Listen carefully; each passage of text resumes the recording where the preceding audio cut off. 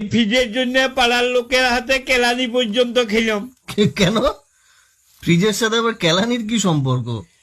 আর বলেন নাই মশাই, সেদিন বুঝলেন পাশের ঘরে সকাল থেকে দু ভাইয়ে দমে চেঁচামেচি করছে।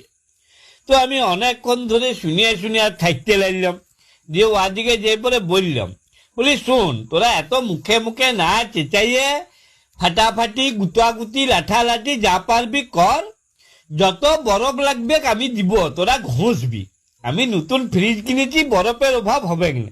তো তাহা মশাই নিজেদের গন্ডগোল তো থেমে গেলে, যে দু ভাইয়ে মিলে আমাকে একদম কাতলা পাড়া করে দিলে। আরে এসব ঝুট ঝামেলার মধ্যে আপনার থাকার কি দরকার ছিল? বলি নতুন ফ্রিজ কিনেছি, যদি কিছু লোকের উপকারে লাগে তো লাগুক। তো তা মশাই আজকালকার দিনে যাচ্ছে লোকের উপকার করতে নাই। কিন্তু এটা তো মানবেন যে আপনার গ্যাসের খরচ অনেক কমে গেছে। আর গ্যাসের খরচ কমার কথা বলবেন নাই, ডবল হয়ে গেছে, ডবল। কি করে?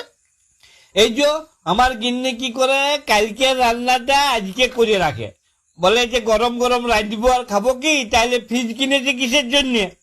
তো একদিন রান্নার জন্য গ্যাস পুড়ছে, আর তার পরের দিনে গরম করে খাবার জন্য আবার গ্যাস পুড়ছে।